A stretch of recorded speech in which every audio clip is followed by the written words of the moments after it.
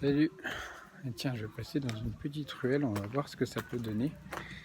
Donc, je suis toujours en Espagne, en train de vadrouiller un petit peu dans les ruelles de mon quartier. Je ne connais pas toutes, donc c'est l'occasion de faire un petit tour.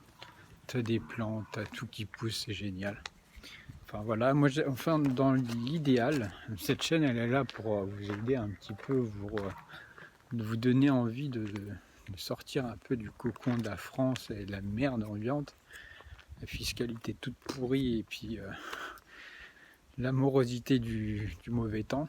On est en Espagne ici, hein. Regarde, ça te fait plaisir. Hein. Alors, je te parle aujourd'hui un peu de cet justement de l'Eldorado de l'Espagne, du bien vivre de l'Espagne, qui est quelque chose que de nombreux retraités ont compris. Hein. Si t'as pas ça en tête, disons que la ville là où on est, il y a à peu près 80% des personnes qui sont, on va dire, expatriées. Hein. C'est multiethnique, on va dire. Il y a beaucoup de gens qui parlent en anglais, et ça c'est super. Pourquoi les gens ils sont là? Tout simplement, c'est des retraités la majorité du temps, ou des gens qui ont des revenus qui sont non fixes, c'est-à-dire des revenus, ils sont libres géographiquement. Et moi, c'est ce que j'espère avoir un jour, d'avoir assez de revenus, soit par internet, soit par mes placements financiers, pour pouvoir assurer une vie. J'espère que ça va revenir rapidement, une vie un peu parallèle que personne ne se paye finalement, parce que tout le monde a peur, parce que l'inconnu fait peur. Mais finalement, regarde, c'est assez simple. Enfin, je sais pas, si tu es propriétaire, tu vas me comprendre. Moi, je suis propriétaire d'une maison en France et j'ai acheté une petite maison en Espagne. Bon, avec mon entreprise. Hein. J'avais une entreprise avec employés et maintenant je suis seul, donc j'ai vidé un peu la trésorerie et puis j'ai pu m'acheter cette petite maison. Petite maison un peu comme ça, là. Vous voyez un peu partout, ils sont tout un peu les mêmes. Donc, comme tout le monde, enfin, comme toute personne qui a 35-40 ans, on est propriétaire de notre maison. Voilà. Enfin, si tu n'es pas propriétaire, je t'invite à le faire. Quoi. C'est la première chose qu'il faut faire. Pas être locataire, c'est. Voilà. Et quand tu es propriétaire, d'année en année, nous, ça fait presque 6 ans qu'on va être propriétaire en France. Chaque année, on a remboursé à peu près 10 000 euros. Voilà. Donc tu vois, au bout de 6 ans, tu as remboursé 60 000 euros de ta baraque. 60 000 euros d'une baraque comme ça, ça te fait un super apport si tu veux t'acheter une baraque en Espagne. Ou sinon, enfin, ça peut même te payer entièrement ta baraque. C'est le prix actuellement de ces petites maisons là. Et si tu as déjà cette baraque comme moi, ça te permet en fait de créer un revenu récurrent, un revenu passif grâce à tes investissements financiers. Si tu trouves un investissement financier, je t'en ai déjà parlé, tu retrouveras dans mon site internet Journal de Christophe comment je m'y prends sur le Permanent Portfolio. C'est un investissement diversifié sur différents supports financiers qui te permettent, donc c'est sécurisé, enfin ça va sécuriser sur du long terme, c'est-à-dire que c'est plus pour protéger ton argent, on va dire.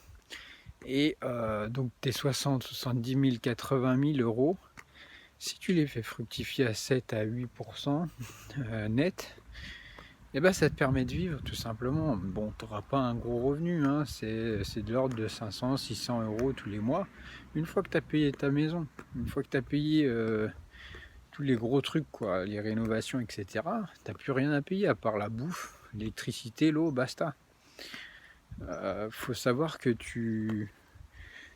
enfin, après à toi de voir après qu'est-ce que tu fais, mais si tu peux garder ta résidence fiscale en France, si tu vadrouilles entre la France et l'Espagne, sachant que l'été là c'est complètement hors de, enfin il fait super chaud, donc c'est vaut mieux repartir en France en plein été, Donc si tu fais 6 mois ou un peu plus, tu gardes ta résidence en France, résidence fiscale en France, et puis on vient pas te chercher des noix. Par contre, tu habites en Espagne la plupart du temps. Voilà, tu as au moins 6 mois de l'année. Les 6 mois qui vont de septembre à avril, là, mai, ou en France, bah, c'est horrible, quoi. Et ben, moi, je te conseille de faire ça, de faire une vadrouille, d'être itinérant. C'est ce que moi je vais faire. Je vais vivre 6 mois de l'année en France, 6 mois de l'année en Espagne. Pour les enfants, alors le problème, c'est les enfants. Bah, il y a l'école à la maison, hein. Et puis ça te permet d'avoir des billets d'avion vraiment pas chers, parce que quand tu es en date des vacances scolaires, c'est toujours la merde. Donc voilà comment moi je te conseille de t'organiser pour t'expatrier et vivre un peu de ton trading, vivre de ton... On va pas vivre d'un trading, un day trading, on va vivre d'un investissement. Tu places ton argent, c'est tout. Je parlais dernièrement avec un trader, un ancien trader. Lui, il eut tellement peur, il était tellement psychologiquement touché par le trading et les grosses positions, enfin que les gros intervenants rapent tout et puis les particuliers prennent plus rien. Puis finalement, son argent, lui, il l'a posé sur des trucs à 0,75%. Donc voilà, il est tellement flippé qu'il en est venu à placer son argent sur des supports à moins de 1%, enfin genre livret. Je trouve ça débile. Tu as une solution qui te permet d'avoir à peu près 7%. Alors c'est pas toutes les années, hein. Il y a des années un peu vache maigre. Mais ces années-là, tu tapes un petit peu dans ton capital, qu'est-ce que ça fait? C'est pas grave, il y a une autre année, l'année suivante, tu vas faire du 20% et puis ça équilibre le tout. Le tout étant de bien sûr de pas tomber sur les 3 années d'affilée où tu vas devoir taper dans ton capital, sinon là ça va commencer à sentir le moisi pour toi. C'est pour ça qu'il faut avoir plusieurs sources de revenus. Mais d'une façon générale, prévoir ça, c'est toujours mieux que d'avoir la morosité française.